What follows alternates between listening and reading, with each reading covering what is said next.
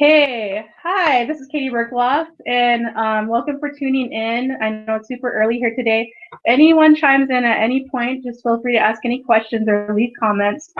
This video will post afterwards, so when it does, if you're just catching it after the video is done recording, go ahead and leave us comments anyways, and we'll go ahead and answer them later on.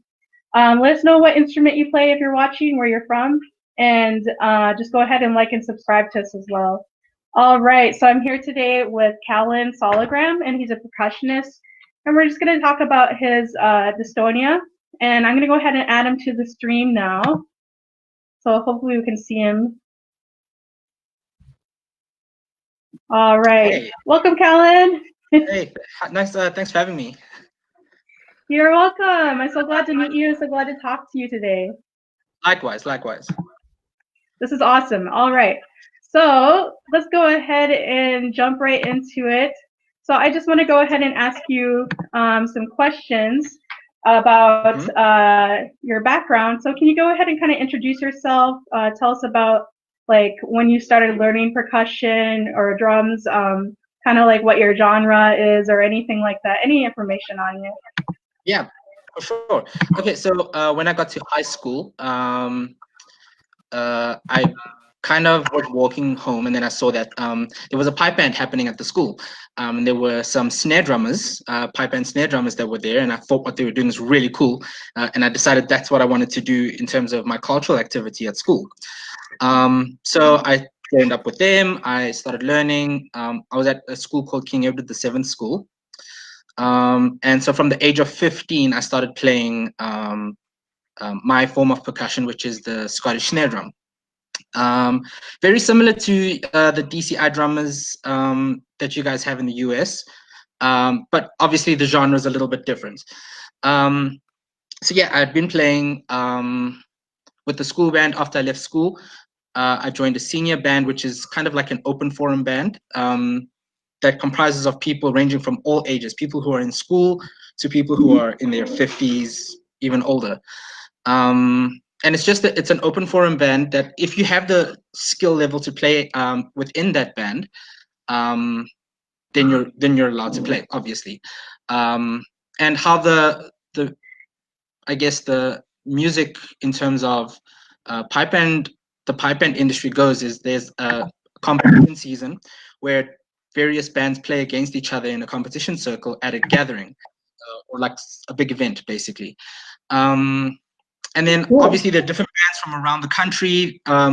Each band consists of varying numbers of pipers, drummers. In our band, we have like about 5 snare drummers, and we all play in unison together.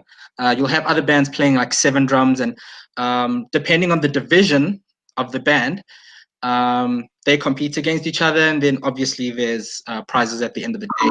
And then during the off season, there's I guess a whole lot of concerts that various bands decide they want to put on. They'll play for different events, etc., etc.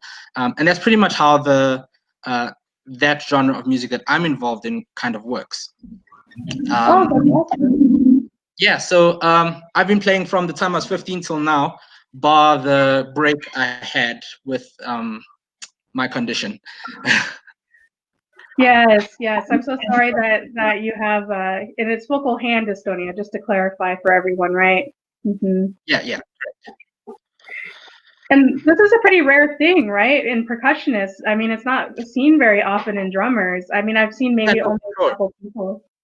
Mm-hmm. Because especially in our industry, from what I've heard from a lot of the international players, is that they don't often or hardly ever see people who have focal hand dystonia from their percussion instruments. Generally, it only happens to pipers, not so much to drummers. So obviously, when some of the international judges come through to South Africa, when they arrived and they saw that I had focal hand dystonia, they were quite surprised because they'd never seen that before in a drummer.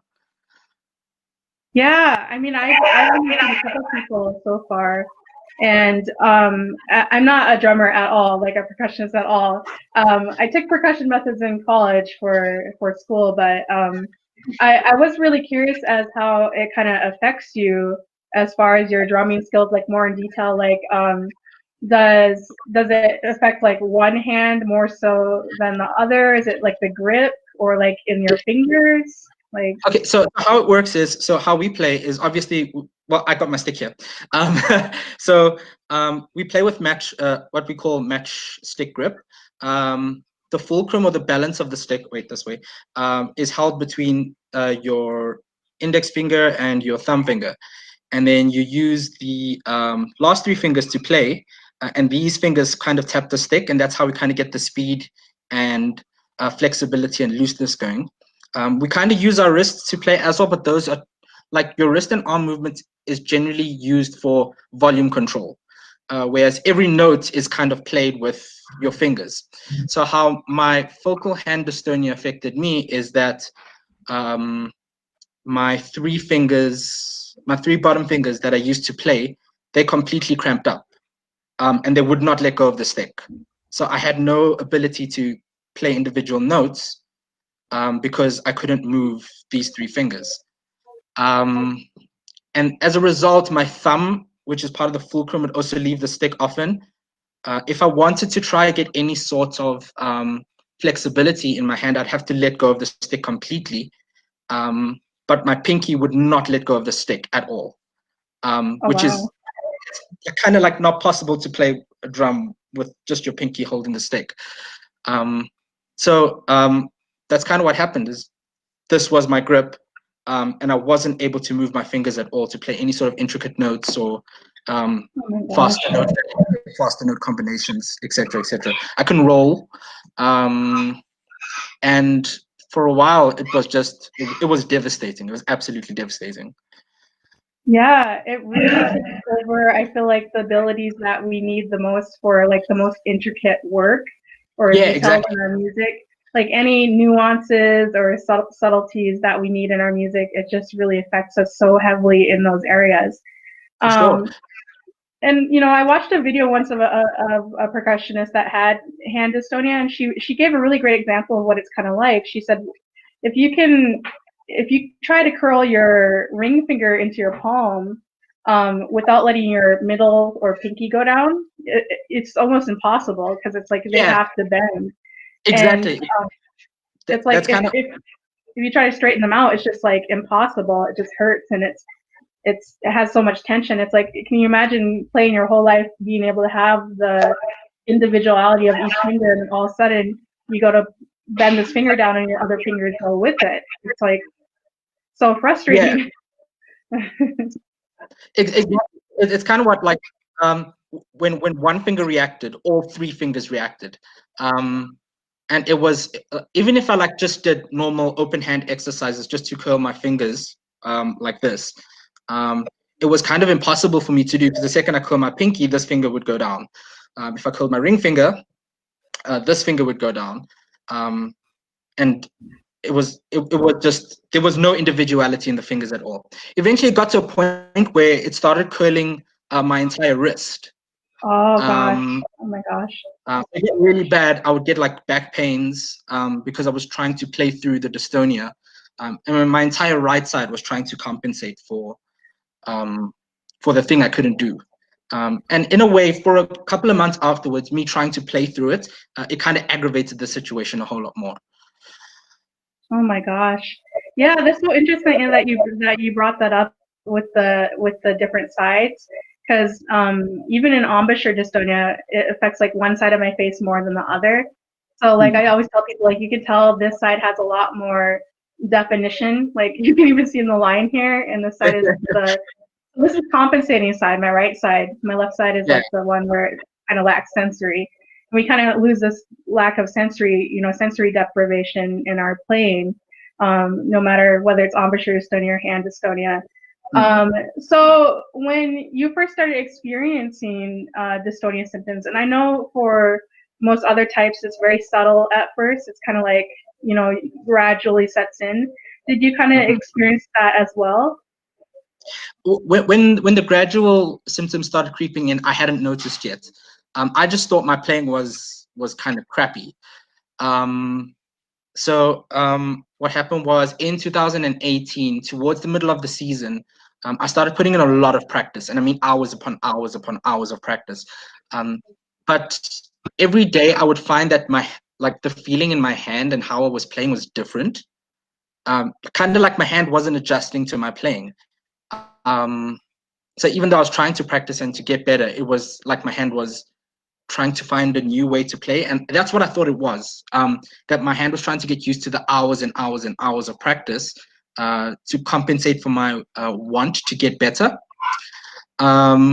which wasn't the case. And then there was, the week before the national championship competition, I had decided to take my drum out to the yard to get some practice in.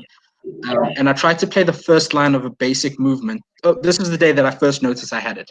I tried to play basic movements in the first line of our opening tune, and for the life of me, it wouldn't play. It was inaccurate every single time, and it was kind of one of the easier movements. And I was like, what the hell is going on? And I went inside and I tried to play, and literally in the space of like 20 minutes, my hand deteriorated completely. Everything I wanted to do with my hand just would not do. And it was kind of scary because I tried to obviously apply intention to what I was trying to do. I tried to play some basic movements. My hand could sort of handle it. And then when I tried to play the opening line again, my hand just fell apart and it wouldn't do what I wanted. I do remember so kind of how it works is we need to have like an open space over here so that we can get as much like motion out of the stick as possible. But this kind of gap just disappeared and it became like kind of closed up, and I couldn't use my fingers at all. And I was just like, what is going on? There is another drummer in our country though who managed to contract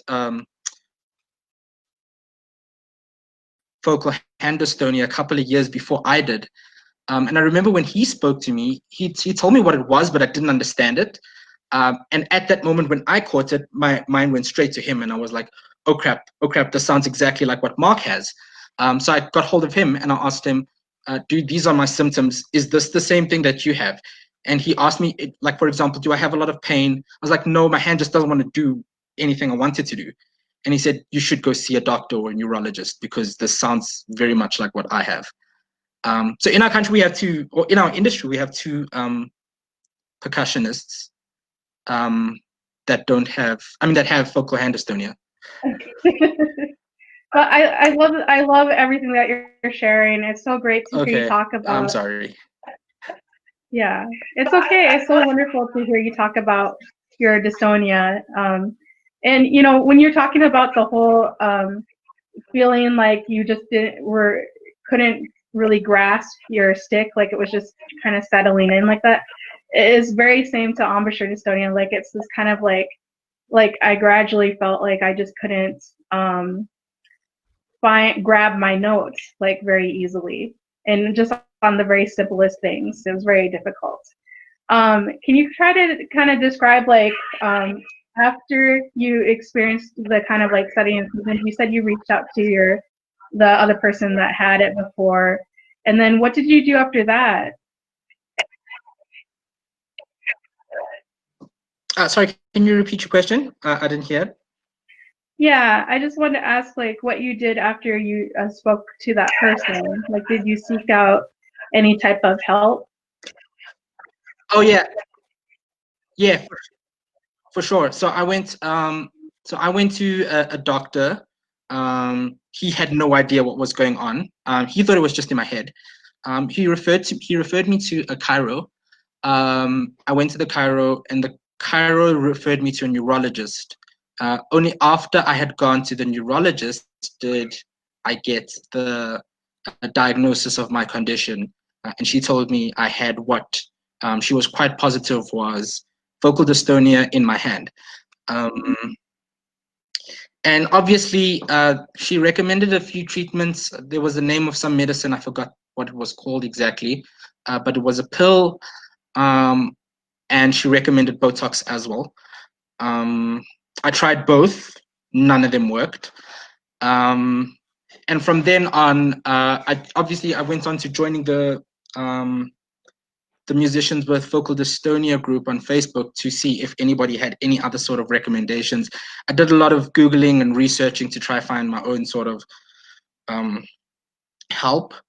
And I tried, I swear, almost literally, I mean, except for surgery, like I think I've tried like almost everything to get back to being able to play again. Thank the Lord, though. I think my time with dystonia wasn't as long as other people's have been, because I know I think I've seen people who've been suffering with dystonia for like 10 years plus.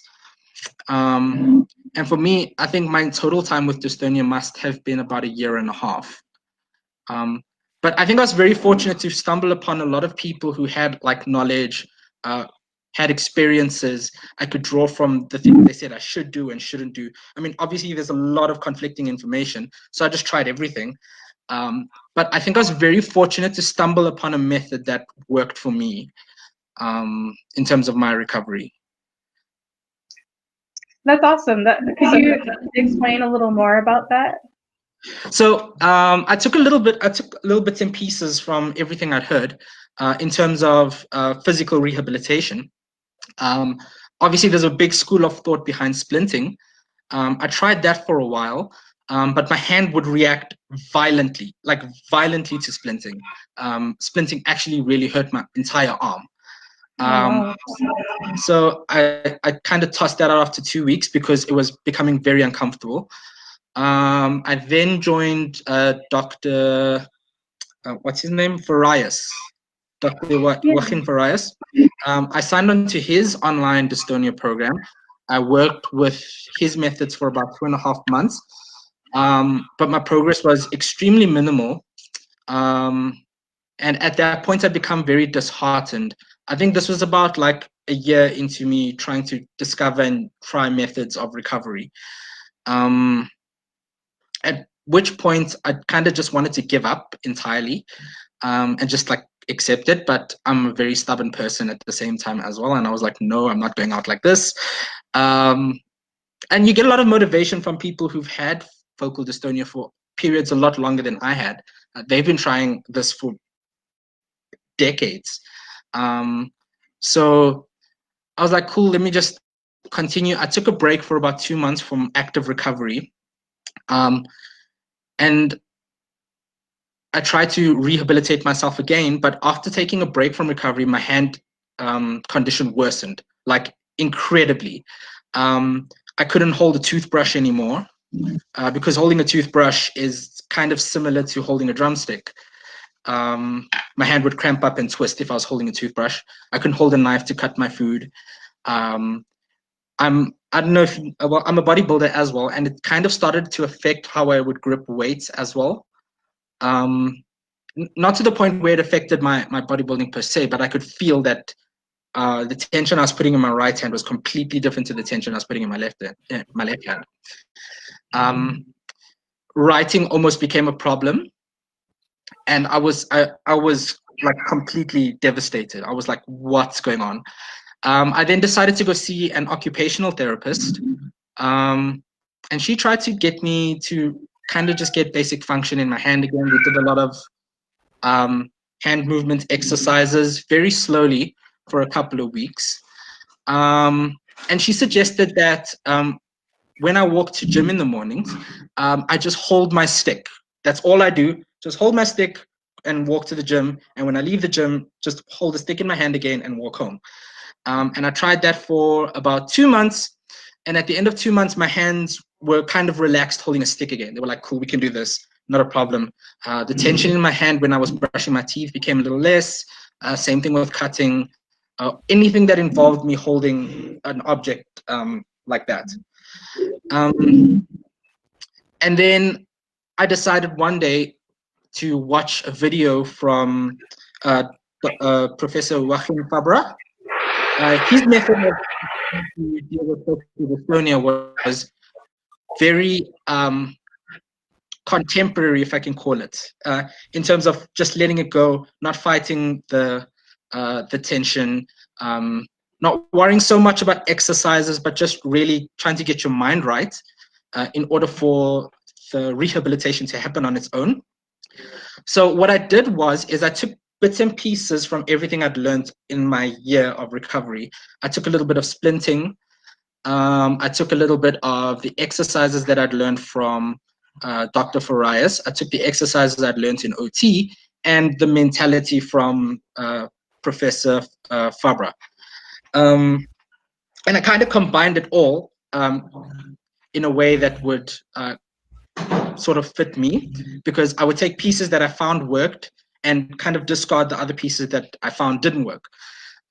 So how my recovery progressed was from holding the stick comfortably to still walking to the gym and just kind of shaking my hand with the stick in my hand until my hand got comfortable with that. Then I would try to lightly tap the stick with my fingers. I did that for a couple of weeks. And then after that, what I would do is I would try to hit my other hand with the stick just to see how my hand would react. Every time I tried these like new steps, my hand would get contractions, but after a couple of days, they would become a little easier in terms of doing them. And eventually I clicked that every time the dystonia kind of reacts, I would just need to stop until my hand relaxed, and then I could try again. And I just continued doing that over and over and over and over and over and over again in a very drilly fashion.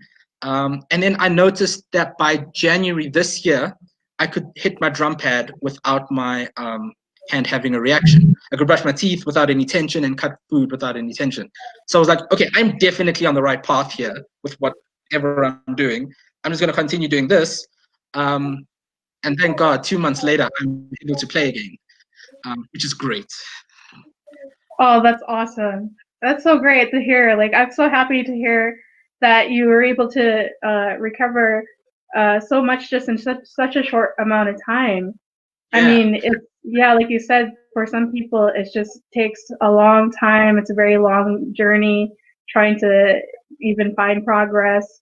And it's so wonderful that you're speaking out about it too, because I mean, it helps others, you know, not only not feel alone, but kind of, you know, see what has helped you. It may help them as well. And it's like, I completely understand like the whole, like practicing, the holding, and then as soon as you feel the contraction, letting go, because I do that a lot with my playing too as well. It's a lot, kind of one of those things where a lot of people are kind of scared of the symptoms, and they're afraid to try to, you know, to even have them contract. But it's like you kind of have to get into it to try to address that. It's almost like your body's forgotten to the relaxation, the tension and the relaxation, like natural reaction that's happening. Yeah, and for sure. And so yeah, it just takes a lot of time and just like mental effort to try and, you know, remind your body like, hey, this is what we need to be doing. We need to be letting go here and relaxing and things like that. And and kind of disassociating, you know, our like some people really get focused on disassociating like each individual finger, you know, like when it comes to like instruments that require like, you know, more keys like flute and stuff, they kind of have to focus more on the fingers. But I can completely relate to as well. And that's awesome that you kind of found this cohesive approach, because, you know, they always say that, you know, the best approach is going to be a kind of a eclectic one where it's a combination of different things. You kind of have to just find what works best for you. And so it's so great hearing that you're able to play again. I mean, a lot of people who you know, join the group that we're in, they go there to find some type of hope, and so it's very important to share what we've learned and what we know as well. So that is awesome. I've been in contact with a lot of the guys on that group as well, because when I posted my first I'm able to play again video, a lot of people sent me messages. They wanted to know what it was I did, how I did it. Did I do a lot of like mental therapy as well, so to speak? So I did my best to share what I had done to try and help what they like with their journeys. But I think the most important thing I kind of told everybody was that everybody's recovery method deviates from the next person's. I can only share what I did, which was, like you said, a very cohesive method. But I mean, and I agree that a cohesive method would probably be the best approach to recovery. But I think for some person or for some people, emphasizing certain parts of the combination would be a bit better for the next person and for the next person, etc., etc. It wouldn't ever, at least from what I've seen in the group, it wouldn't ever be exactly the same as it was for me that it would be for the person next to me. They would have to do things Yeah. slightly different. Yeah, because everybody has kind of these areas that need a little more work. Like, Yeah. you know, you never know what someone's dealing with. Like some people already have like a pre-existing condition prior to dystonia. Like maybe Yeah. they've already dealt with a lot of anxiety problems. So Mm. it makes that working with the dystonic symptoms, like their reactions to it, so much more intense. Yeah, You know, exactly. emotionally or mentally. And there's others where it's like they might have dystonia after like, you know, like a car accident or something where they injure themselves, and it's difficult because it's like then they have this other physical factor they're dealing with in addition to the Yeah. symptoms. So yeah, it is really different from individual to individual, but I mean, it's really inspiring, you know, knowing that you know you experience very similar symptoms to everyone else, like, you know, and they always say the severity of the symptoms varies, but Yeah. yeah, I feel like a lot of people I met have gone through that process of like we lost our abilities and it kind of carried over to another task like eating or Mhm. talking or doing everyday things, and then we kind of had to out of habit like had to kind of find a way of fixing it just so we could get on with our daily lives even, you Yeah. know. Like, well, I need to brush my teeth, I need to comb my hair, I need to, you know, drink out of a bottle. Yeah, for sure. I mean, I found that the way I brush my teeth now, it feels different to how I've been doing it for the last 20, how many years of my life. I mean, I can do it efficiently, fine, no tension, but it is definitely different. At least like where I'm placing tension on the brush itself or on the stem of the brush. Um, I, I think everything I've started doing now that was affected by my dystonia is a little bit different. Same with the cutting of the knife and my playing as well. It definitely doesn't feel the same as it used to. Um, like I said, there's zero tension. Well, hardly any tension. But it's definitely not the same as what it used to be. Yeah, I agree too. Me too. Like I definitely am using a different setup than what I usually do, and it's more tension free. And it's really hard to get to that place of the tension free place, Yeah. especially, you know, if it's something that's really required for your playing. So like brass players or French horn players, we have like this really tiny, you know, really tiny mouthpiece that we have to blow Yeah. into, and Hmm. even though it doesn't take a lot of, I wouldn't say a lot of physical effort because we use a lot of air, but it's just this whole like setting of the corners and like having to have our chin flat and blowing air and the tongue involved and all that. It's very complex sometimes, Oh, for sure. but it always comes back to the whole like having to kind of deprogram your playing and get back to a place of like, you know, addressing these. I'm so sorry, these cats that are here, they're like It's all sitting right right. next to me, and this happens every time I like video chat. They're like chasing each other and like running around. I don't know if you can hear them, but they're like meowing in the Very lightly, but background. it's okay. It's not bothering the audio at all, so no worries. Oh, I'm so sorry. Yeah, No worries. but yeah, it always comes back to this place of having to try to, you know, resolve this tension as much as possible. And I don't know, like with hand dystonia, if you guys deal with tremors as much, because I know Yeah, in yeah. yeah. Well, I didn't notice the tremors when my dystonia came on. I literally just thought that was my hand being a spaz, and I just needed to get over it. When I started recovering, though, I did notice the tremors in my hand, even towards the height of my dystonia as well.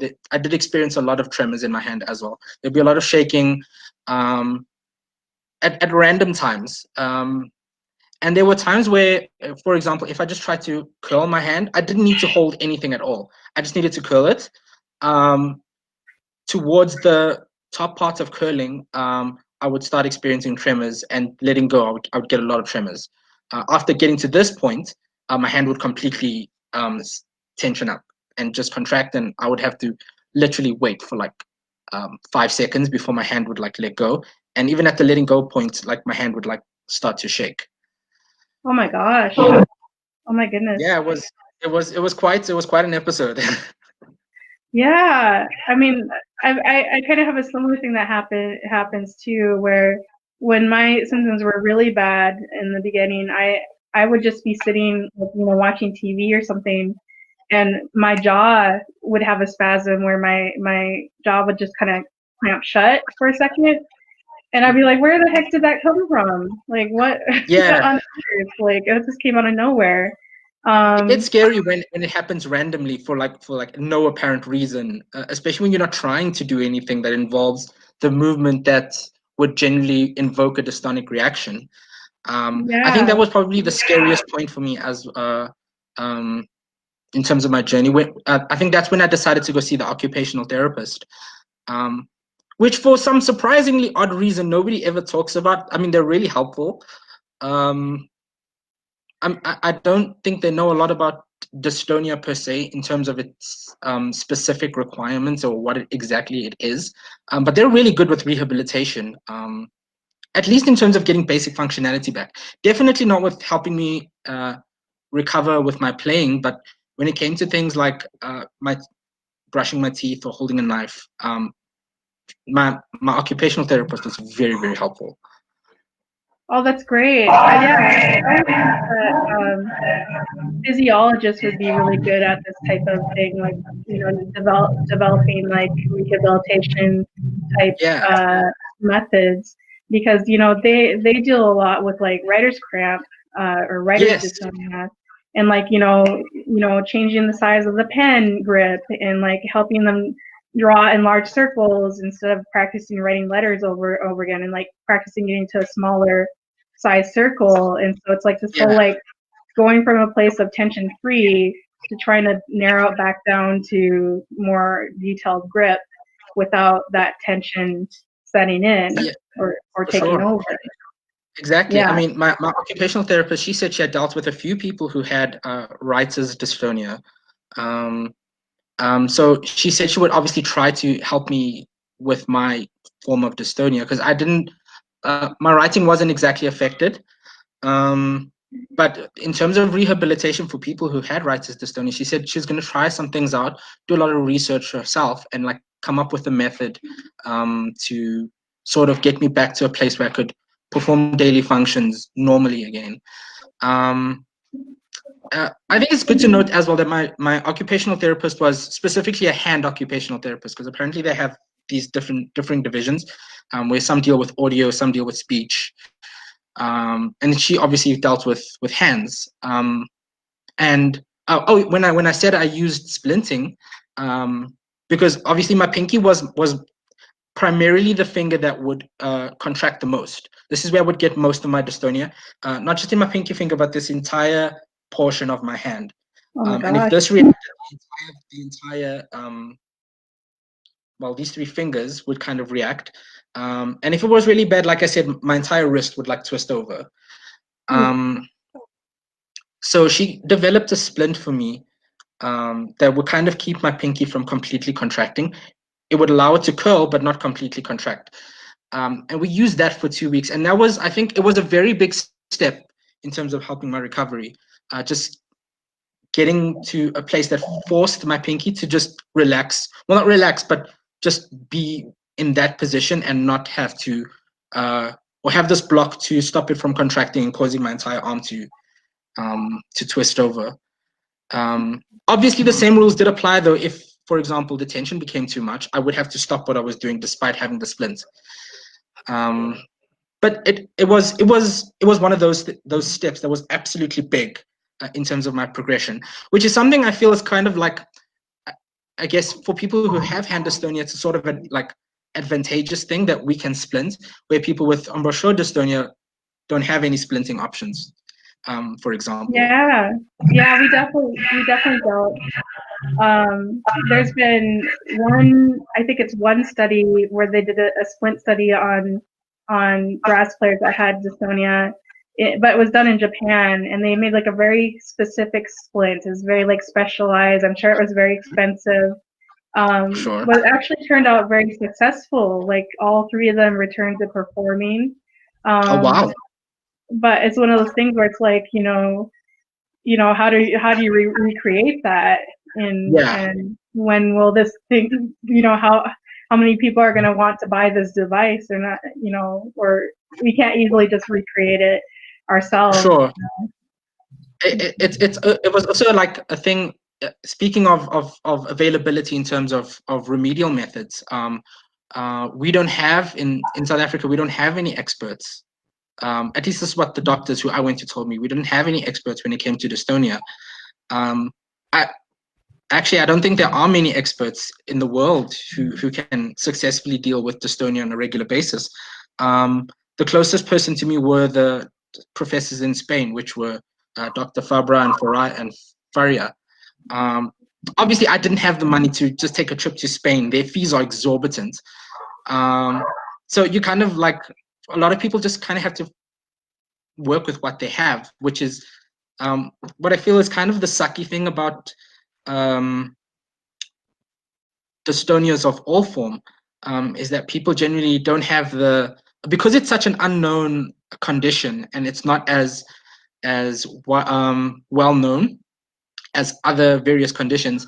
The specialists for them are large and by unavailable. And the people who do know how to kind of help you out are few and far between. And as a result, their time is short and their fees are exorbitant. And it's like, well, what do I do now? Because my local doctor can't help me. My local neurologist doesn't really know what to do except for prescribing Botox and pills. So it becomes a very, in a way, a sad reality for people who contract the condition, because remedies for it are like kind of unavailable because it's so unknown. Oh my God. Okay. So I think the feed on Katie's side dropped. She just asked if I could answer a question, which was for me to give advice to any drummers or percussionists who are recently diagnosed with focal hand dystonia and are going through the process of coping. So obviously my first piece of advice would be to just stop and relax and not to panic. It is a situation that warrants panic, but panic kind of makes everything a whole lot worse, because you start doing things in desperate attempt to regain ability, and that's kind of the worst way to go about recovering from your vocal dystonia. So be patient. Try to be as relaxed as possible. If you start getting frustrated, just stop what you're doing and do something else. Get your mind off your active attempts at recovery. Be kind to yourself. Be very patient with yourself, and do a lot of research into the condition. Have a look at varying methods in terms of what's required for your recovery. If you've watched the rest of the feed, you would have heard that I said taking a cohesive approach, and applying everything kind of works. So have a look at splinting, have a look at basic hand retraining exercises. Have a look at the videos posted by Professor Fabra, Professor Jacqueline Fabra. He explains a lot behind the mentality of kind of learning to let go of your dystonia, and doing as best as you can to make sure that you kind of don't fight the tension, that you just move with it so that your brain can sort of fix itself in a sense. It's a very abstract way to describe it, but yeah. And be very disciplined as well. Make attempts every day at recovery. Don't shy away from your instruments. And obviously take baby steps in terms of your recovery. Like I explained, it started with me just being able to hold my stick. And then when I got comfortable with that, I would just start shaking my hand. When I was comfortable with that, I would start hitting my hand on my opposite hand. When I was comfortable with that, I would hit my pad, and so on and so forth. And you just progress in those baby steps. There will be bad days for sure, and where it will feel like you've kind of taken a step back from the day before, where you thought you were progressing. That's completely natural. Don't get frustrated with those days, because the next day or the day after that, you'll see that you've improved. Just be very disciplined, be very patient, and you'll get through it. I can promise you, you'll get through it. It's not a condition that has to be permanent. You kind of choose whether it's permanent or not. But that's just my experience of it. So yeah. Okay, cool. I'm going to sign off. Sorry about the feed, guys. But I hope that this interview was helpful and resourceful. And if you have any questions, obviously you can give Katie a shoot or give me a shoot as well. Cool, thanks.